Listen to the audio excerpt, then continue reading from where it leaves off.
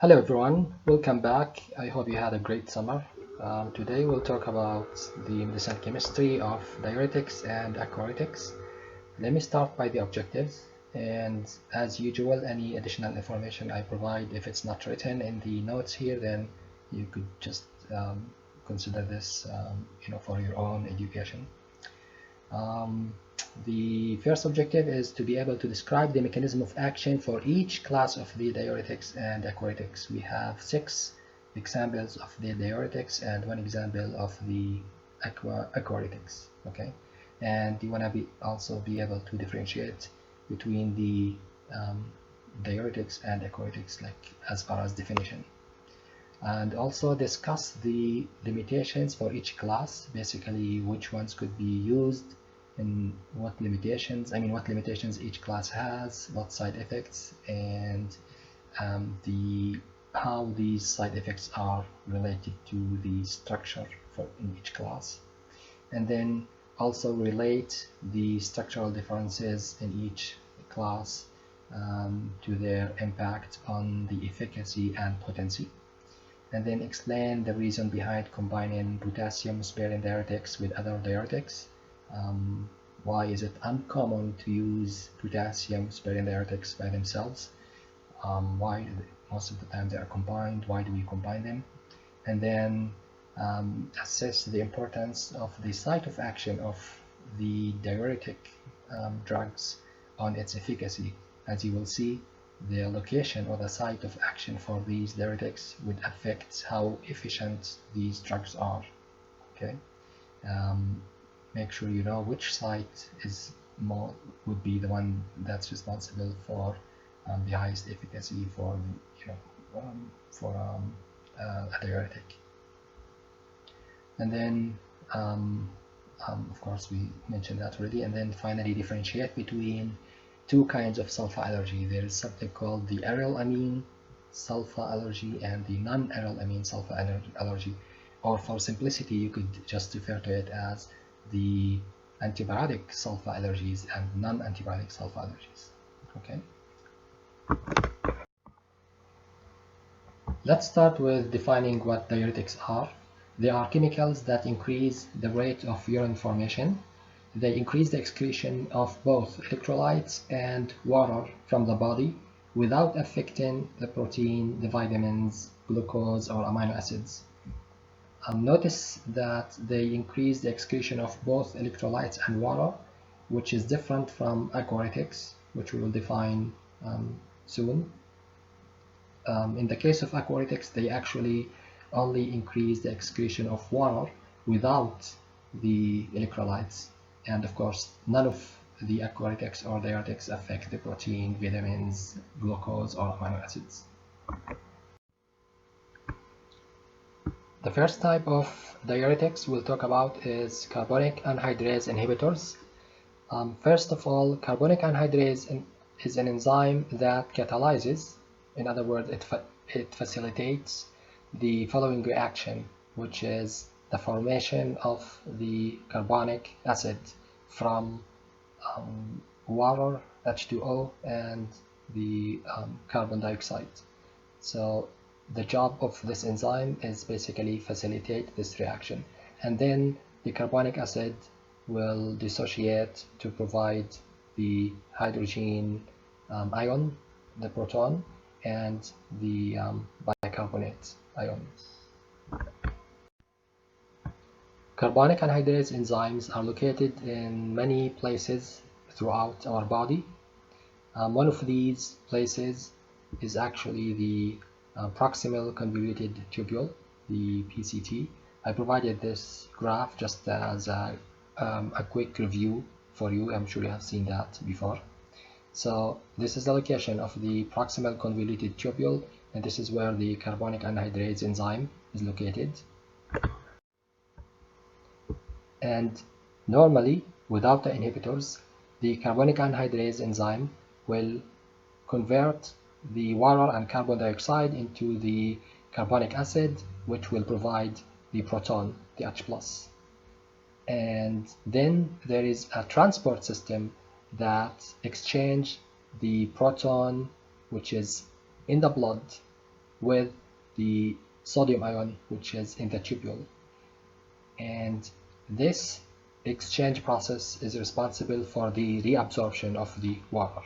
Now, if we have less of the proton plus, the transport system will be affected and we will not be able to transfer or exchange the sodium back from the tubules into the blood, and this will affect the reabsorption of water because water is associated with the reabsorption of the sodium ion. And this basically explains the mechanism of action of the carbonic anhydrase inhibitors. In other words, the carbonic anhydrase inhibitors would limit the amount of the H plus available for us to actually available for the transporter to exchange with the sodium ion, and therefore this would affect the reabsorption of both the sodium ion into the blood and the water associated with it. Okay, and as a result, we'll have more of the water into these tubules and will increase the urine formation. However, there's a problem with this type of inhibitors, which is in order for the diuretic effect to be significant, these inhibitors should block 99% of the carbonic anhydrase, while in fact these inhibitors affect only 20 to 25% of the carbonic anhydrase, and thus the efficacy of these chemicals, the carbonic anhydrase inhibitors, is actually low. Okay, so they are not as effective as the other diuretics we will talk about, besides the fact that they block other carbonic anhydrase enzymes located in other locations, causing side effects. So really the carbonic anhydrase inhibitors have limited use as diuretics.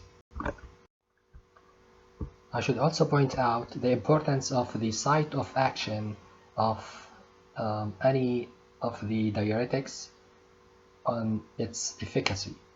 Actually, those that work on the proximal tubules or the distal or the collecting ducts are less effective than those that work on the lobe of Henle, and the reason is that the majority of the water is actually reabsorbed in this area in the lobe of Henle, and that's why in order to get the maximum effect, the best diuretics are the ones that affect the lobe of Henle, as we will see with the high ceiling lobe diuretics. Okay, so the others, if they, let's say, prevent the reabsorption of the water here, then there's still higher chance of the water to be reabsorbed here, and the other kinds of diuretics who actually block the reabsorption of water in later stages would have passed this stage, which has the highest amount of reabsorption of water. So this is just to highlight the importance of the site of action of these diuretics on the efficacy of these diuretics. And speaking of efficacy, I would like to remind you or have you look at the difference between efficacy and potency. Please make sure you differentiate between these two. What do we mean by having a drug that is more efficacious than another one, and what do we mean by having a drug that is more potent? So please make sure you review these two terms, okay? Because we will refer to drugs, compare between them, and refer to one as more potent and others that are more efficacious. Okay, so besides the fact that these carbonic anhydrase inhibitors are not highly efficacious, and besides the fact that they have some side effects because they block other carbonic anhydrase enzymes at other locations.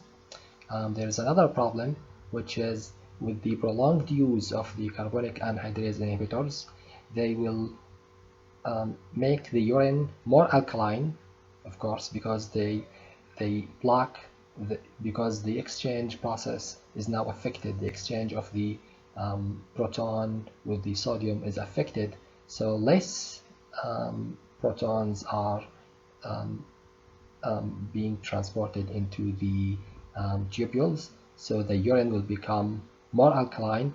On the other hand, the blood will become more acidic.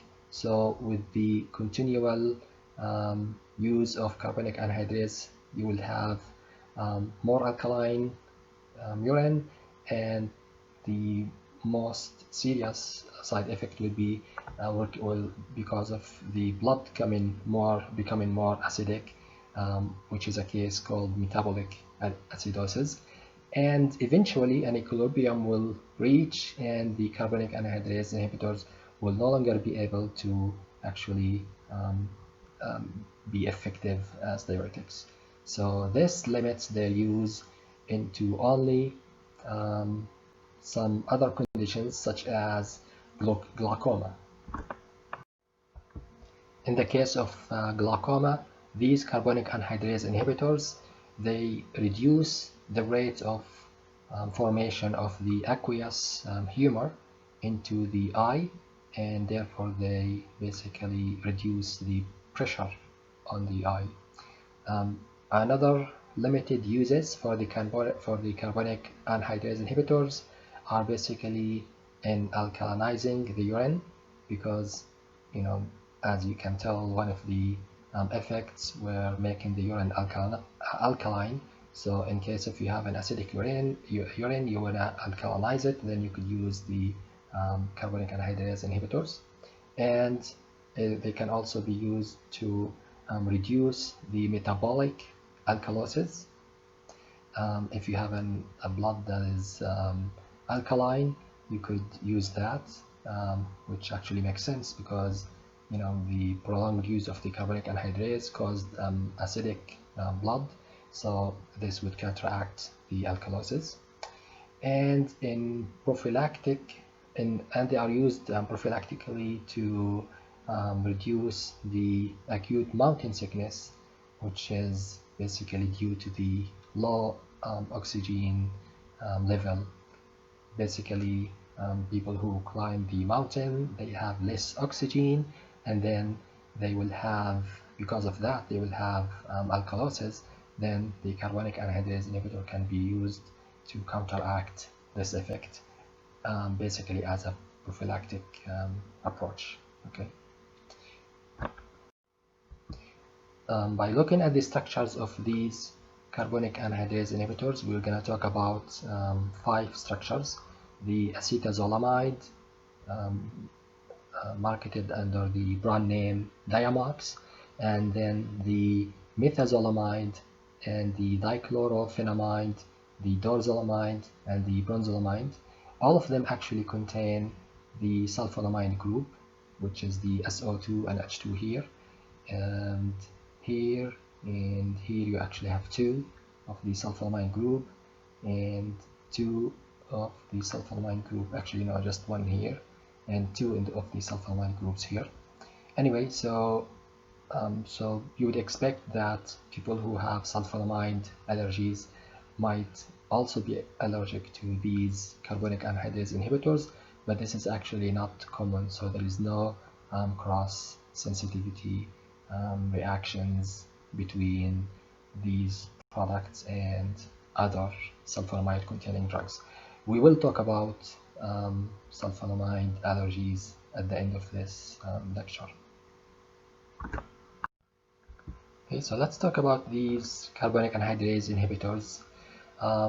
We'll start with the first 3 carbonic anhydrase inhibitors that are given orally.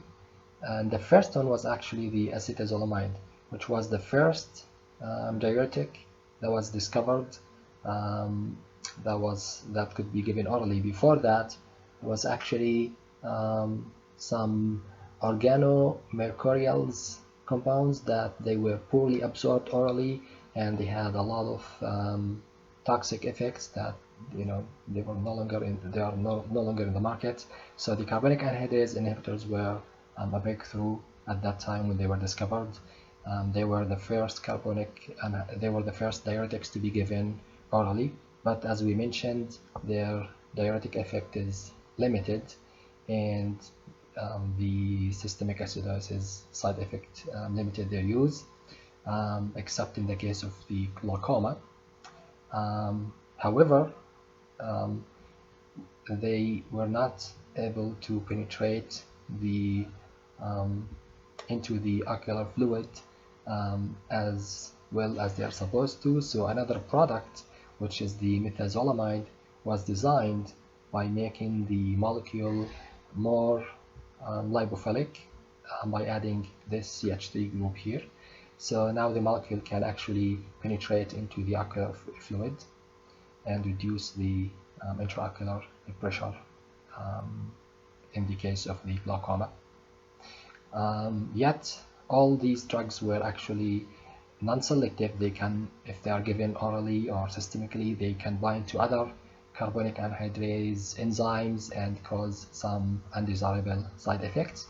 And this led to the design of another carbonic anhydrase inhibitors that are given topically as eye solutions. And these two products are the dorzolamide and the bronzolamide. In this case, they are applied topically, so only small amount of them is absorbed systemically, and then you will not have to worry about the side effects. But these are not the only ones that are used actually for glaucoma. There is other products like the beta blockers, which I'm sure you will learn about that at some point. But for now, let's talk about these two products that were designed in particular as to be given topically for treating glaucoma. These two products were actually designed such that they contain ionizable amino groups marked here in red. These amino groups here are ionizable, such that they can actually become more water soluble, so they can be prepared, so they can be formulated into topical solutions.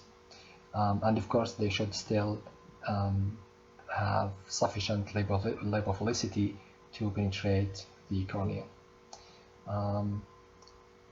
The first one is called dorzolamide, sold under the brand name Prosopt, and then the second one is bronzolamide, sold under the brand name Azopt.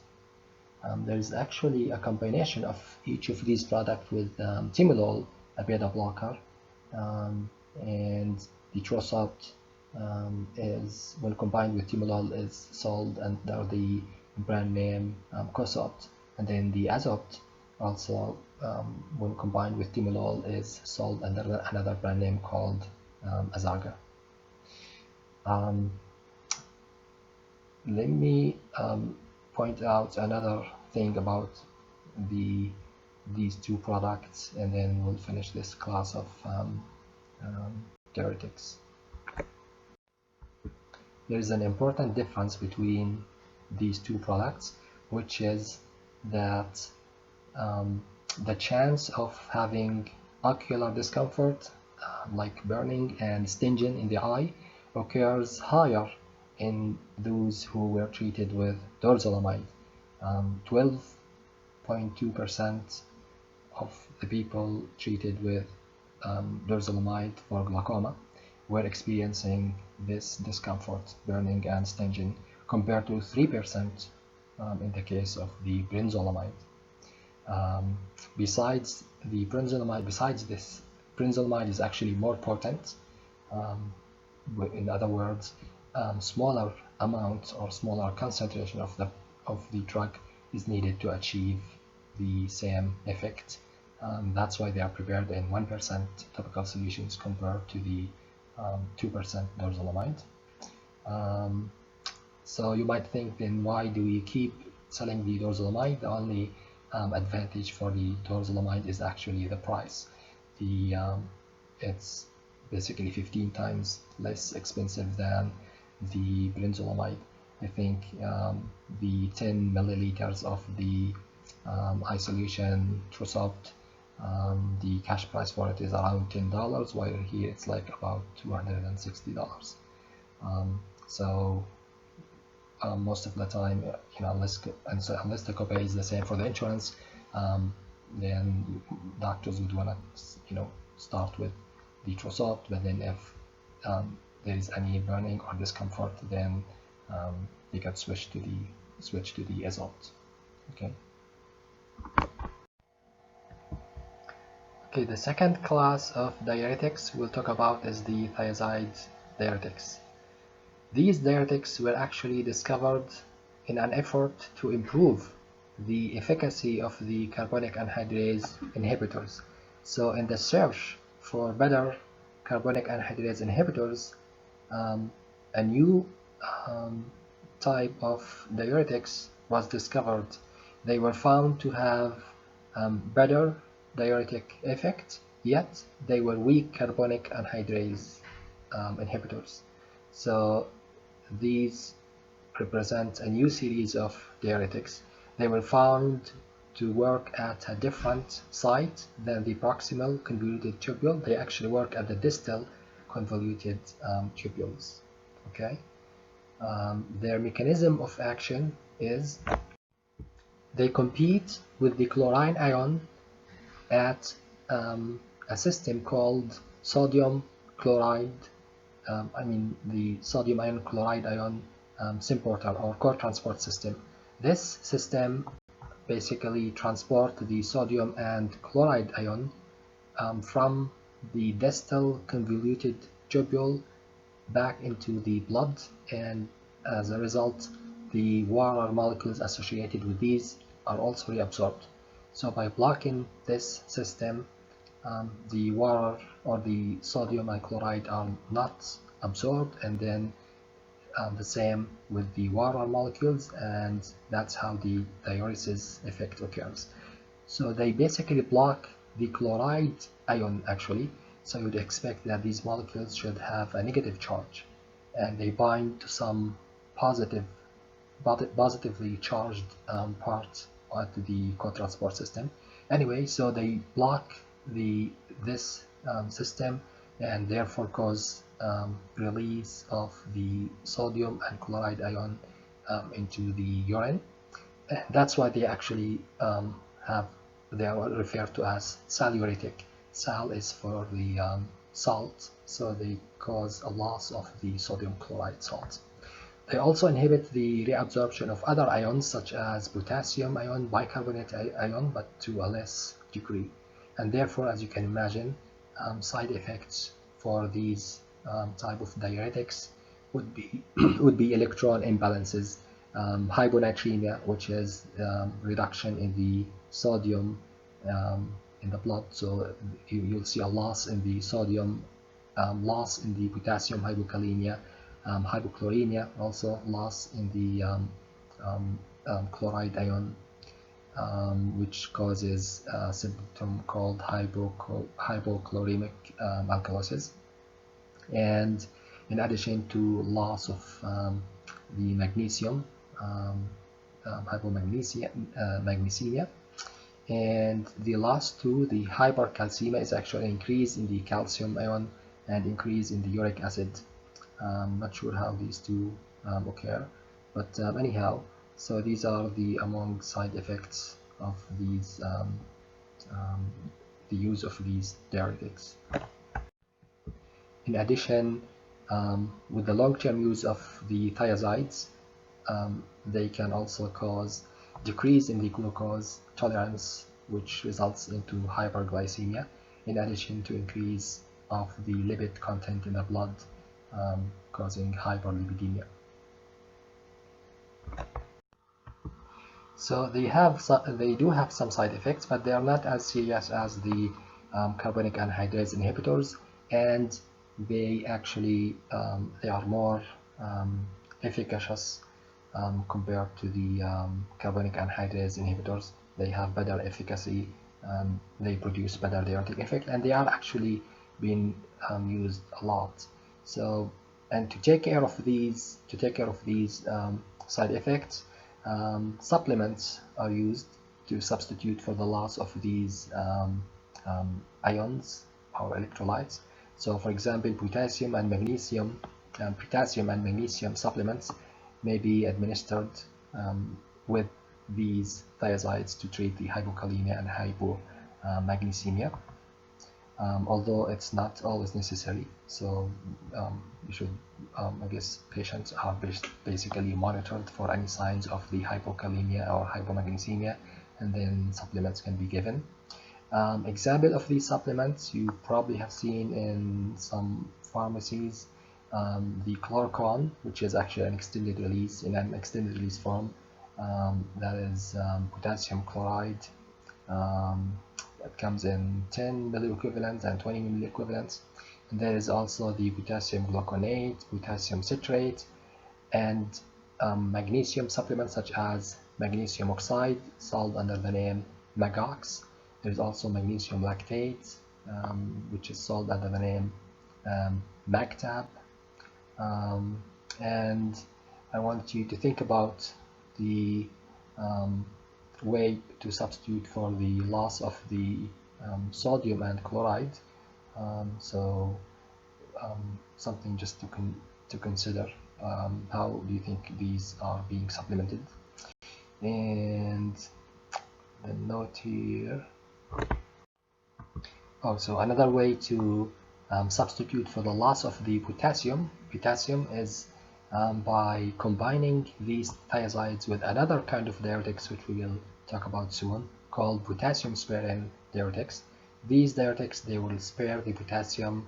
They cause hyperkalemia. So with the hyperkalemia and the hypokalemia, they cancel each other. They offset the level of the potassium. Example of these combinations of the thiazide with the potassium sparing diuretics are the drug called diazide, which has the hydrochlorothiazide, which is an example of the thiazides, as we will see here, plus the triamterene, which is a potassium sparing diuretics. Another example is diuretic, which is combination of hydrochlorothiazide and amiloride. A third example is aldaclazide, which is again combination of hydrochlorothiazide and spironolactone, okay, which is example of potassium sparing diuretics. Okay, so let's talk about the structure-activity relationship of the thiazides. As we mentioned earlier, these thiazides should have a negative charge, and they do actually, in order to compete with the chloride ion, at this symporter, they should have a negative charge, and they do have that, which is by having an acidic group here, which is right here. The nitrogen here is actually acidic, and the reason it's acidic is because it's next to a sulfonamide that withdraws the electrons and makes this hydrogen leave, and leaving this whole molecule with a negative charge. It's also advantageous because you could also formulate IV solutions because it's more water soluble. I do not expect you to memorize any of these structure activity relationships. I just want you to be aware of them, such that if you see these relationships, and if they are provided to you, you basically understand how they affect the activity.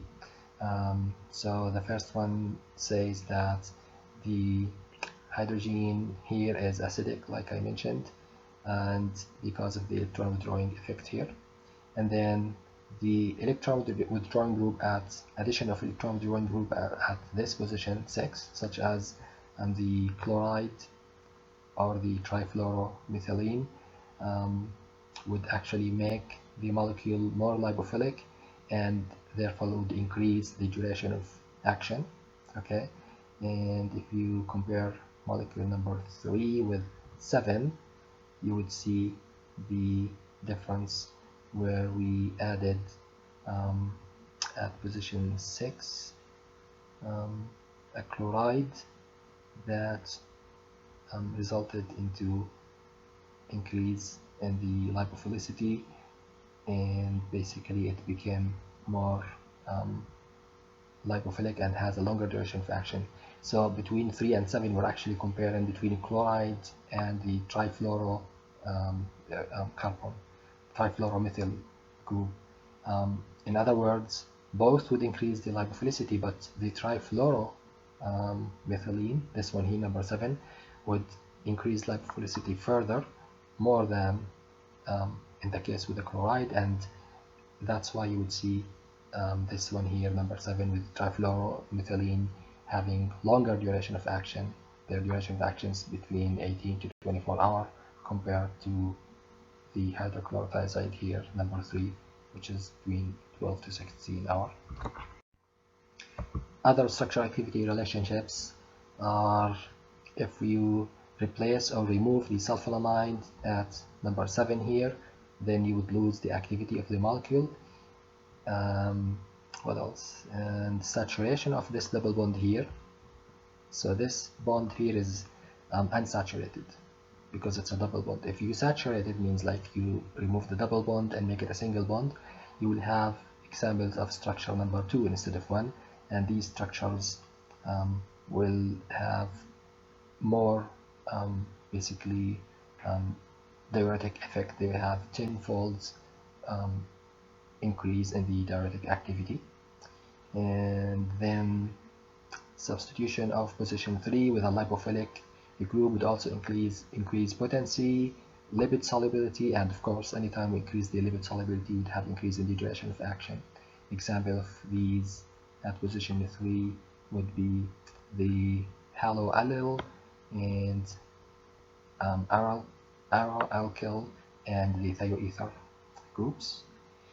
And other examples is substitution of alkyl at N2 position would decrease the polarity, okay, and therefore, decrease the polarity means increase lipophilicity, which also means leads to increase in the duration of action. Finally, I should say that these molecules, they were originally designed in an effort to have a carbonic anhydrase inhibitors. They were originally designed to improve the carbonic anhydrase inhibitors. So they do have a little effect on the carbonic anhydrase enzyme, but they actually work mainly by acting on the distal convoluted tubules and blocking this SIM porter.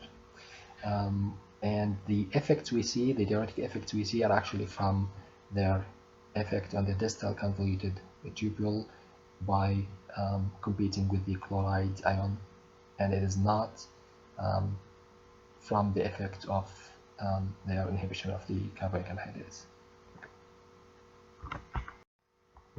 Okay, the third class of diuretics are actually called thiazide-like diuretics. They have similar mechanism of action of the thiazide, and they are structurally diverse. They are different than the thiazide diuretics in structures, but they have the same adverse effect, the same mechanism of action, and everything just like thiazide. You would notice in the structure that the sulfone group was actually replaced with a ketone group here in all of these thiazide-like diuretics, yet they are still a sulfonamide because they have the sulfonamide group here in all of these molecules. Okay. What else? They have the same mechanism, same side effect.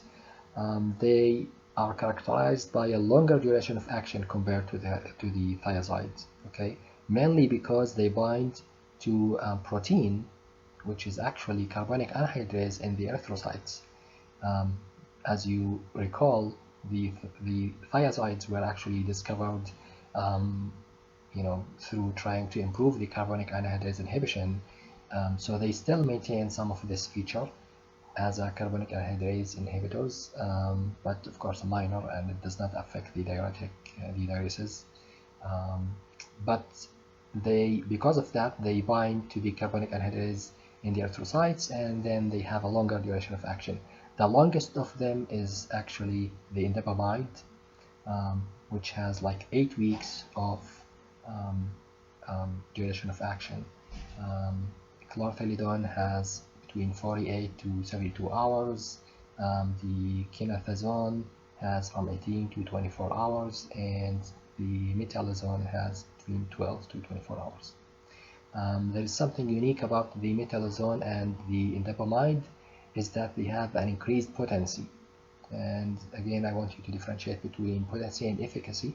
So they do have increased potency compared to the thiazides, and this is an advantage because they could be used in case of when the kidney is not functioning very well, and this is measured by something called glomerular filtration rate. I'm sure you have learned about this, or if you have not, you will during this session.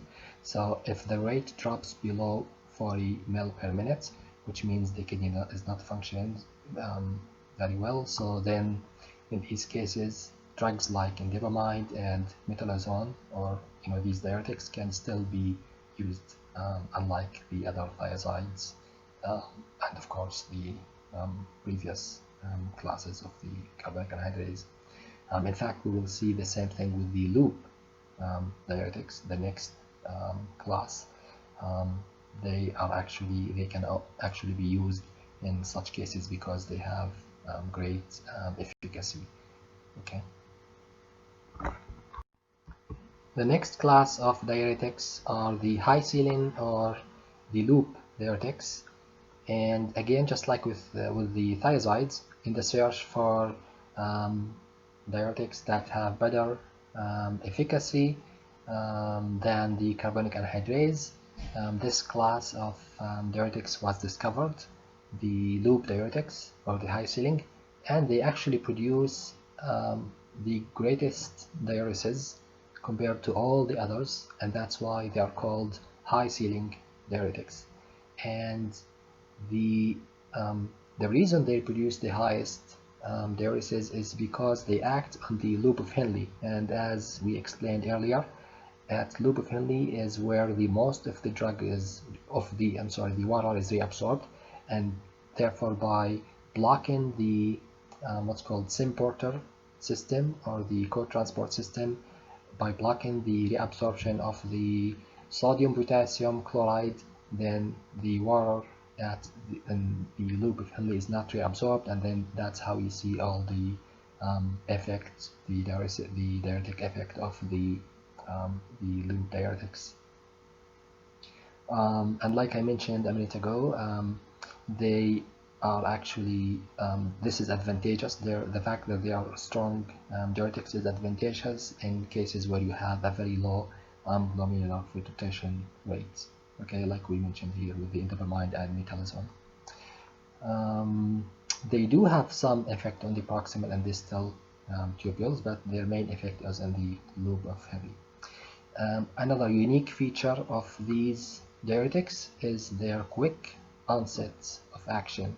So within around 30 minutes, you could actually see the immediate effect of these diuretics, and they also have a short duration of action. Example of these loop diuretics are the furosemide, Lasix, bumetanide, Bumix, torsemide, Demodex, and the ethacronic acid. The furosemide has a free carboxylic acid right here, and so it's actually the strongest acid. It's actually a stronger acid compared to the thiazide. If you remember, we said we needed a negative charge to compete with the chloride, ion on the positively charged binding sites of the co-transport system, and this is what happens here when you have a strong acid like this. The hydrogen proton will leave, this will be and this molecule will be negatively charged, then it will compete with the chloride, and then since it's a stronger acid, it will have stronger effect on the transport system. So besides the fact that loop diuretics acts on the loop of Henle, which is produce stronger effect, then they also bind stronger to the transport system. Okay, so their solulytic effect, which is the loss of salt, sodium and chloride, is 8 to 10 times more than that of the thiazides. And as a result, of course, you will see, just like with the thiazide, you will see a loss or depletion of the following ions, which is the sodium, chloride, potassium, calcium, magnesium, and the bicarbonate. Okay, leading into cases such as the hypokalemia, hypocalcemia, and hyperuricemia. But before we talk about that, let's go back to the hypokalemia. And this is significant reduction in the or loss in the calcium ions, and therefore these products should be avoided in postmenopausal osteopenic women. So because they would have less calcium anyway, so then using such diuretics can potentiate the effect on their bones. And then the hyperuricemia and the hyperglycemia are actually common side effects with the use of diuretics in general, not just this one. But then, and also the same with the hyperlipidemia. But then an additional side effect that is unique to the loop diuretics is the ototoxicity, which is reversible, but they should be avoided. But therefore, they should be avoided with other drugs that can also cause ototoxicity. If you remember, in the previous session, we talked about some of the antibiotics, the aminoglycosides. They were causing ototoxicity. So we should avoid combining aminoglycosides with loop diuretics, because then the ototoxicity will be potentiated. And there's also some GI side effects associated with the use of these loop diuretics.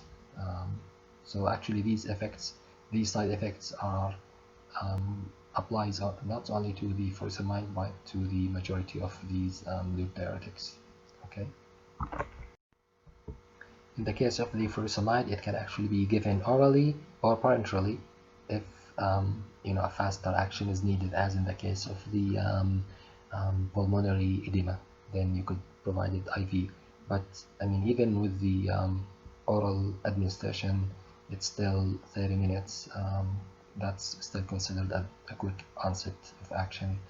But of course, if you needed something that in emergency cases, then furosemide is available for IV administration. I just want to mention that furosemide is named after this function group here. Is called furan, so that's why the furosemide came from. The bumetanide is called after this function group here, the butyl group. And I'm not sure about these two. Anyway, so I also want to mention that in all these structures, you will notice that they contain the sulfonamide here, marked in red, sulfonamide, except the ethacrylic acid, which does not have a sulfonamide. And therefore, if you have a patient who is allergic to sulfonamide, then you could actually, and you want to deliver, you want to give them loop diuretics, then you can consider the ethacrylic acid, because it does not have sulfonamide group. Okay, so this would be very useful in the case of the sulfonamide allergy. Okay, with the bumetanide, it's because of the few changes in structure, the potency is like 50 folds more than the furosemide. And then with the torsemide,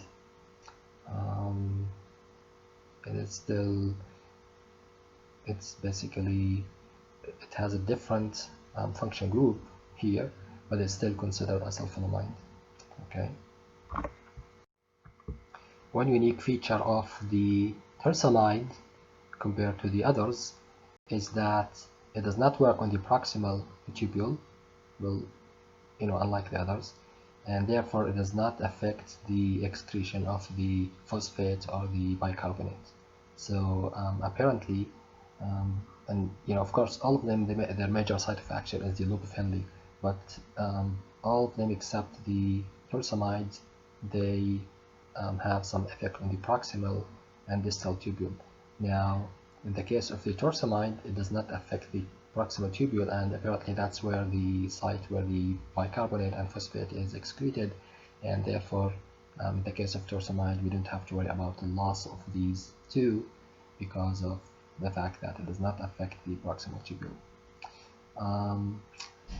And like we said, the ethacronic acid is the only one that is not a sulfonamide derivative, and then it could be used for people who are allergic to sulfonamide. I mentioned here two kinds of sulfonamide allergies.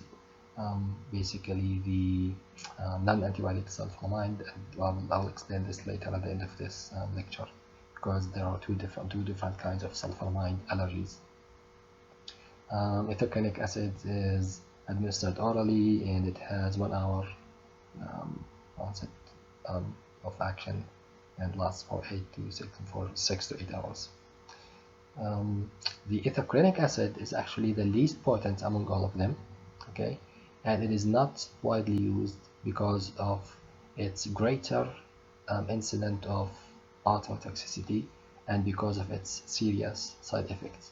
So it is not commonly used, except of course in the case of if you have a patient who is allergic to sulfonamides and you really needed loop diuretics, then you could consider the ethacronic acid. Okay, and I just want you to think about the difference between potency, efficacy again, and the selectivity. So in the case of ethacronic acid, it is the least potent, which means a lot of the drug is needed to produce the same efficacy, and therefore more side effects can be seen with those less potent drugs. Okay, so I just wanted you to connect these concepts together using this as an example. The next class of diuretics would be the potassium sparing diuretics.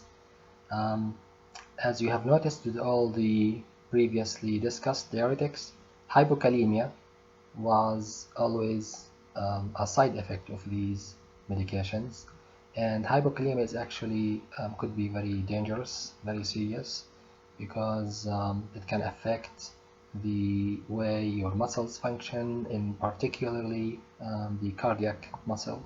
So there was an effort to produce a diuretic that does not affect the potassium. So at the same time, people were working on the discovery of the carbonic anhydrase inhibitors, the thiazides and thiazide-like inhibitors. Others were trying to find diuretics that actually do not affect the potassium.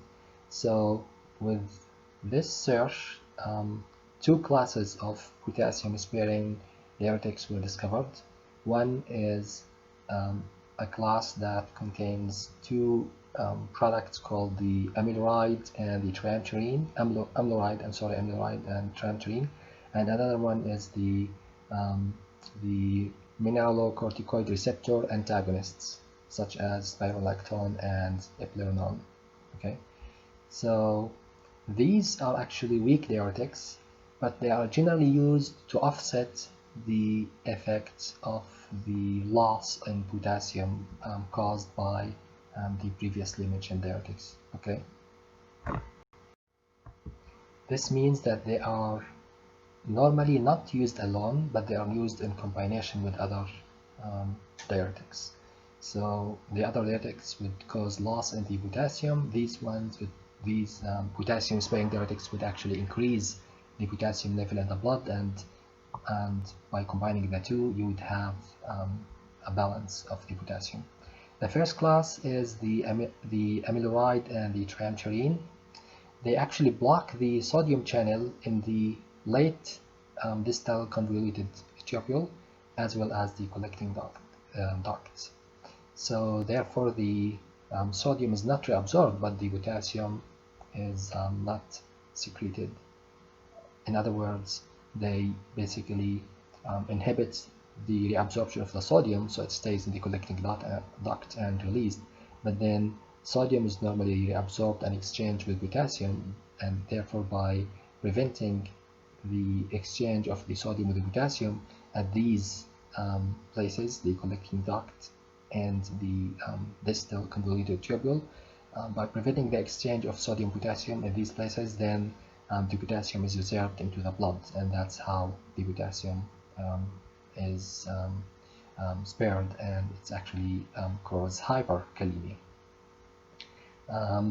And because it competes with the sodium ions, or this channel that or this system that transport the sodium and potassium, these molecules are actually positively charged, so they are basic molecules. And because amiloride is actually more basic, then it's more potent than the triamturine, as it competes, that because it has more positive charge, because it's more basic, then will compete more with the sodium ion at the binding site, which would be negative in this case, um, on the transporter. So the transporter would have a negative charge to attract the sodium, but then these compounds, which are basics, they would also have positive charge. They compete for the sodium, and then they block the channel. Okay. So the most serious side effect for these molecules, if used alone, for these drugs, if used alone, the most serious side effect would be, of course, hyperkalemia. But again, they are normally used in combination with other diuretics. Okay. The next class of potassium-sparing diuretics are called mineralocorticoid receptor antagonists, such as spironolactone and eplerenone. So let's start by first explaining what the mineralocorticoid receptor is. So there's a gland called adrenal gland. In fact, from the name adrenal, it's adjacent to the renal kidney. This gland has two parts. The outside part is called cortex, and the inside is medulla. So the cortex part of this adrenal gland produces a hormone called aldosterone, which is a mineralocorticoid hormone, or basically a steroid hormone. Okay, so this hormone promotes the retention of the salt and water, and promotes the excretion of the potassium and hydrogen ion. In other words, they basically help in the retention of the fluids or the water in the body. Okay. This hormone binds to a receptor called mineralocorticoid receptor, which is a nuclear transcription factor. It's a type of receptor. We could review the types of receptors we talked about in session 1 or 2, I think. Anyway, so this hormone binds to the its receptor, mineralocorticoid receptor, and produces this effect of water retention. Okay. So therefore, you would expect that if we block this receptor, if we actually design an antagonist to this receptor, then you would have the opposite effect, which is diuresis, and that's what the drugs in this class do. We should also mention that there are other kinds of hormones that produced that affect the electrolyte balance, but aldosterone is actually the most potent. Okay, for example, it's like 3,000 times more effective in the retention of water compared to hydrocortisone, for example. If you recall, or you might study this later, but the cortisone or hydrocortisone causes water retention, and the moon phase side effects you see. in people taking hydrocortisone. Anyway, so aldosterone is one of these mineralocorticoid steroid hormone that causes water retention. If we block the receptor, then we see these effects of diuresis. The nice thing about them is they actually um, um, cause retention of the potassium. So again, they could be used in combination with the thiazides or other diuretics that cause depletion in the potassium, and with a combination will basically cause the potassium to stay in its normal levels. Okay. The site of action, just like the site of action of these amyloid and triamterene, is actually in the distal tubule and the collecting duct. So basically, the MR receptors are located there. That's where the site of action of these drugs are. Okay. So here is the structure of the aldosterone, the hormone. Okay, and here is the structures of the antagonists of the receptor. So as you expect, they are similar, but they actually block the receptor, so they should have some differences. In fact, the major differences that will cause the antagonist effect are due to, first, the presence of this lactone ring. This 5-member ring here is called lactone. So the presence of this ring, as well as a presence of any substitution at position 7, such as this or that, would make these products produce antagonist effect. Okay. I also should mention that this here, the spiral shape here, is the one responsible for the name spironolactone. I like to think of spironolactone as potassium sparing, also by help myself remember that spiron is for sparing. But anyway, as far as structure, spiral is this cross bond here between the lactone at the position number 17. So and the presence of substitution here would prevent this carbon at position 7 from interacting with its receptor, and as a result you will have the antagonist effect. So aldosterone is the natural agonist, and these two were designed to antagonize the effect of this receptor, and then as a result you would see diuresis. So just like the other class, these potassium sparing diuretics are actually used in combination with other diuretics to offset the loss of potassium. However, another use could be to treat edema that's basically resulting from hyperaldosteronism. So if you have like more production of this enzyme, then you could use spironolactone to actually block the receptor and counteract that effect. Again, a primary side effect of these molecules, if used alone, is hyperkalemia, which could be fatal. There's an interesting side effect for spironolactone, which is because it looks like a steroid in its structure. Okay, so it actually can bind to other receptors, steroid receptors, causing some sexual side effects. For example, they bind to the androgen receptor and bind to the glucocorticoid receptor as well as the progesterone receptor, causing the gynecomastia and decreased libido and impotence. So these are basically sexual side effects for the use of spironolactone. Now, to take care of these side effects, a new drug called eplerenone was discovered in 2002. Basically, that has lower affinity, although it has lower affinity to the MR receptor compared to the spironolactone. It's more selective to the mineralocorticoid receptor than to the other 3 receptors, and therefore you will see less sexual side effects. Okay, and it's believed that the addition of this epoxy group here is the one responsible for the reduction of these side effects. Basically, this epoxy group was the one responsible for improving the selectivity for the MR receptor, but it also caused the drug to be less, basically has less affinity to the MR receptor. Okay.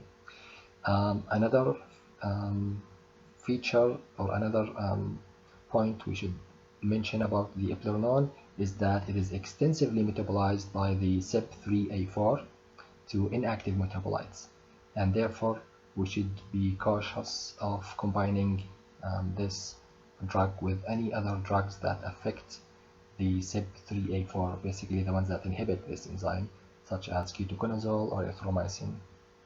Otherwise, you will see a drug-drug interaction. Okay. The last class of diuretics we are going to talk about is the osmotic diuretics. These are actually low molecular weight compounds that are freely filtered into the renal tubules. Of course, they have to be small molecules, so they have to be filtered. So they have a low molecular weight, but they are highly polar, as you can see. Like there's lots of OH groups here. In this example, we are talking about mannitol.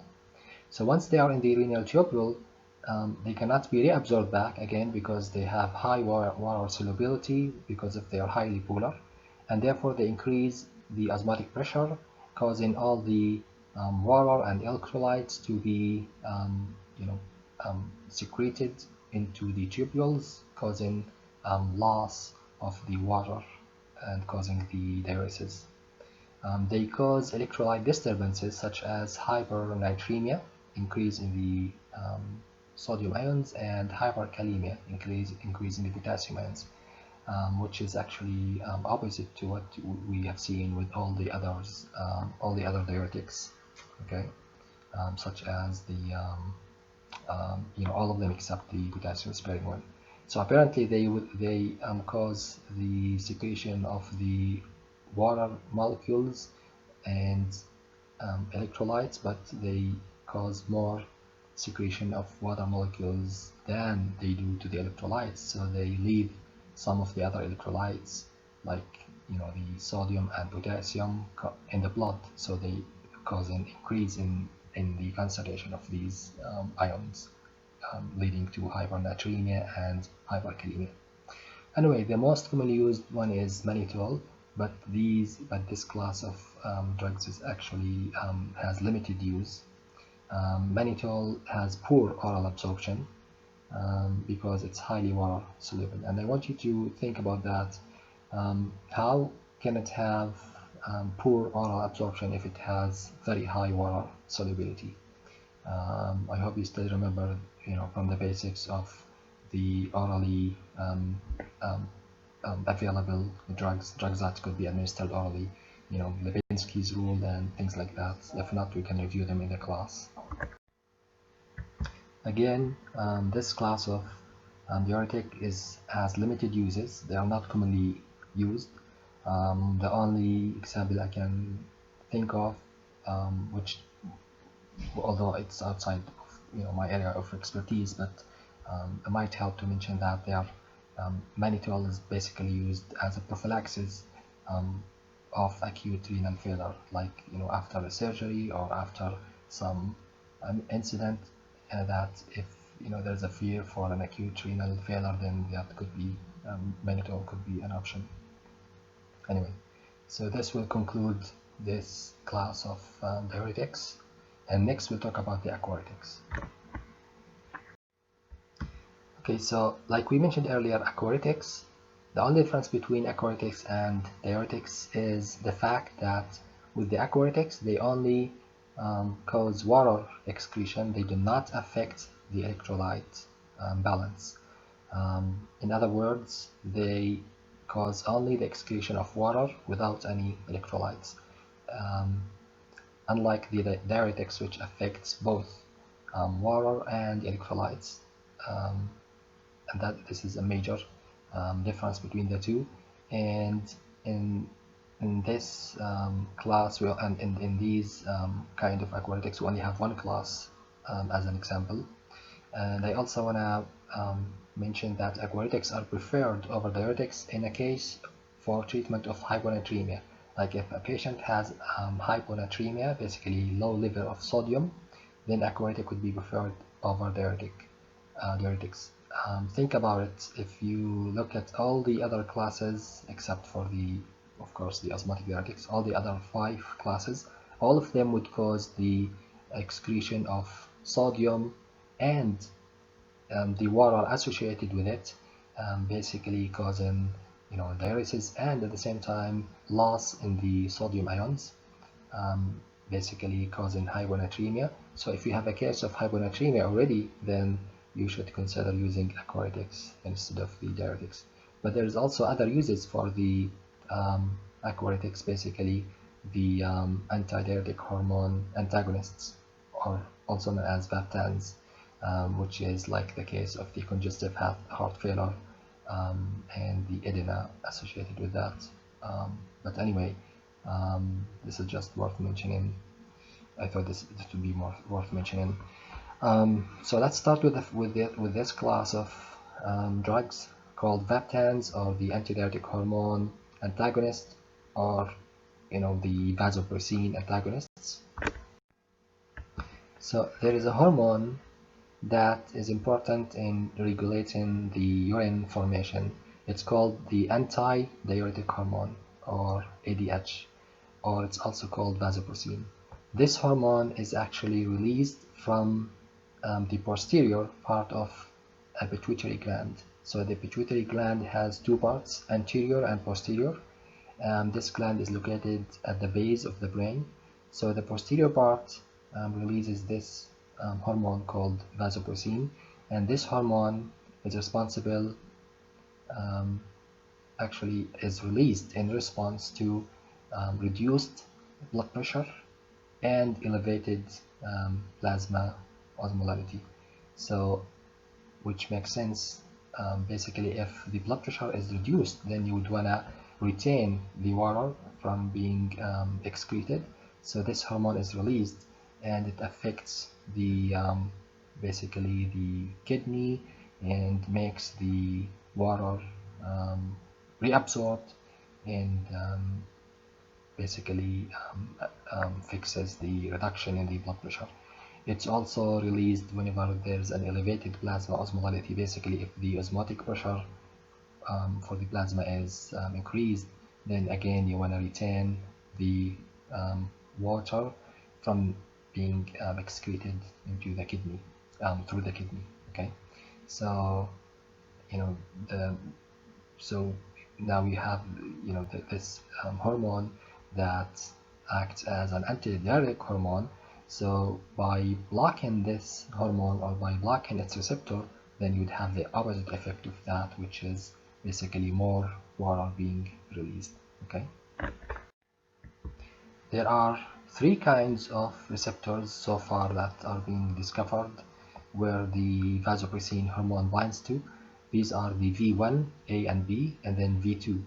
The V1 receptors, V1A and B, are basically available in the vascular system and in the CNS, while the V2 receptors are available in the kidney. Okay, and therefore in the case of the diuresis, we are more interested into the V2 receptor and the design of V2 antagonists. Okay, so in the kidney, the way this hormone functions is by binding to the V2 receptors in the kidney, which is located in the collecting tubule or collecting duct, and therefore it would increase the water permeability, or the reabsorption of the water back into the body. Okay, and there were actually 2 agents called lithium and dimethylcycline. Dimethylcycline is actually a tetracycline antibiotic.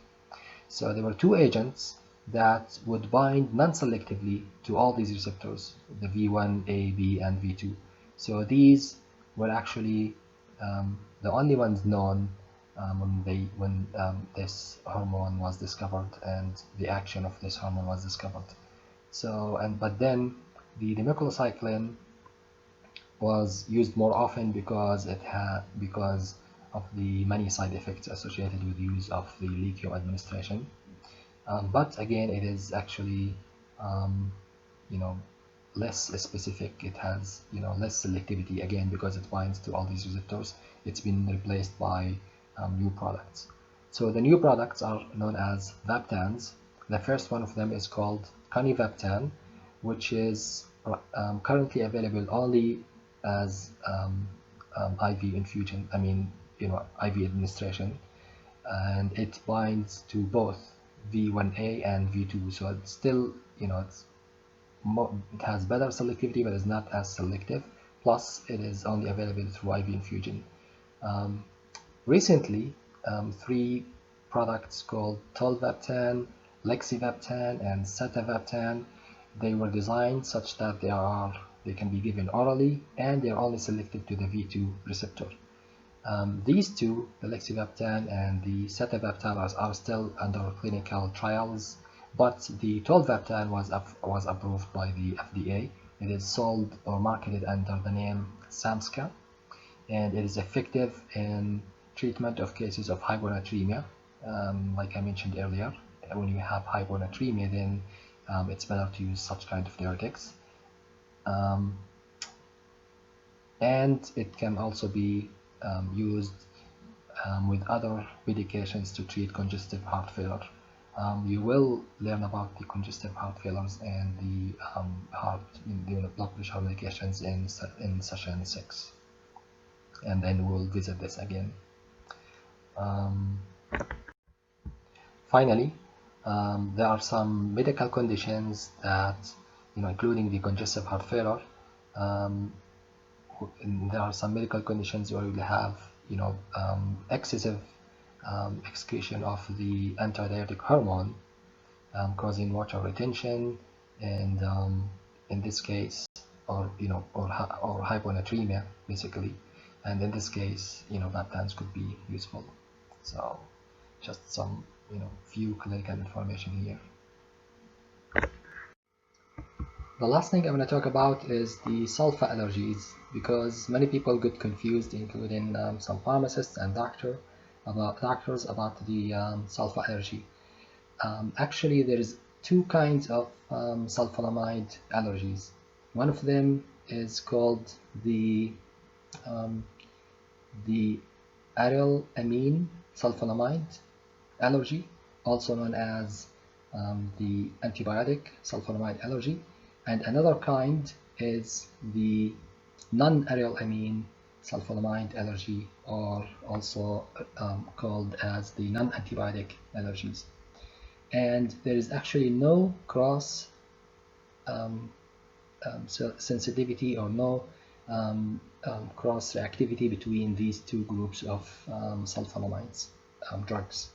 Basically, if one is allergic to the sulfonamide antibiotics or some of the sulfonamide antiretrovirals, which are examples of the arylamine sulfonamide, then they are unlikely to have allergies to the non-arylamine sulfonamide drugs, such as I'm going to start with these here, the non-antibiotic sulfonamide drugs such as the carbonic anhydrase inhibitors, the thiazides, and the thiazide-like diuretics, loop diuretics, which is the ones we talked about today.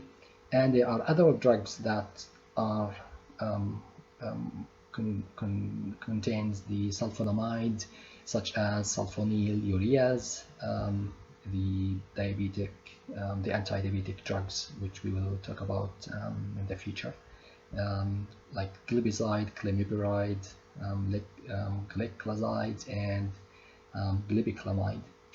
Besides other examples of the silic oxide, anti-inflammatory, and other drugs such as the sulfone or dapsone, somatriptan, topiramate, sotalol, which is a beta blocker, and propensid. Anyway, so the take-home message is that there are two kinds of sulfa allergies. One of them is the one that contains the aryl amine sulfonamide. This is the structure for the aryl amine. Example of such products are the sulfonamide antibiotics. Here are the structures. If you check all of them, you'll notice that there's an amine attached to the aryl aromatic ring, followed by the sulfa, and this applies to all of them. And in this case, we have the sulfonamide antibiotics, and there's also some of the antiretrovirals sulfonamide, such as the amprenavir and the amprenavir. Okay. Now, within this class, you might have allergies. If somebody is allergic to one of them, then they could be allergic to the other ones. Okay, but when we talk about the second type of sulfonamide allergies, the non-aryl amine sulfonamides, if you check them, none of them actually will have the aryl amine. They only contain sulfonamides. Example of these classes. Now with these classes, they do not have any cross-reactivity with the sulfonamide antibiotics. I mean the aryl amine containing sulfonamide drugs. And another important thing to keep in mind is that within these group of drugs of the non-aryl amine sulfonamides, there is no cross-reactivity reactions. So if somebody is allergic to, for example, the loop diuretics, the thiazide, for example, then they can actually take the carbonic anhydrase, for example, as we explained earlier. They can also take the anti-inflammatory celecoxib or any of the other drugs. The only ones that might cross-react would be the thiazide diuretics and the loop diuretics, or the thiazide and the thiazide-like diuretics. Okay, so if you check these structures here, which represent examples from this class, you will see how these are different from these, mainly by having the aryl amine sulfonamide or not having it. And of course, many customers get confused about taking some supplements that have sulfur, or sulfur, like the sulfur powder, or maybe sulfite preservatives, or sulfite, or the sulfate salts present in like morphine sulfate. Then we should always explain to them that just because they're allergic to one of these, two kinds, it does not mean that they will be allergic to these salts or preservatives. Okay. And there is only one caution, which is if somebody is allergic to a sulfa, like severely allergic to any of these classes, then just out of precaution, then you probably should avoid any of these. But this is the statistics or the data shows that there is no any cross-reactivity between these classes. I think that's it for the sulfa allergy. Oh, actually, one more thing. The sulfasalazine, even though it does not have the amino aryl group, the aryl amine group, this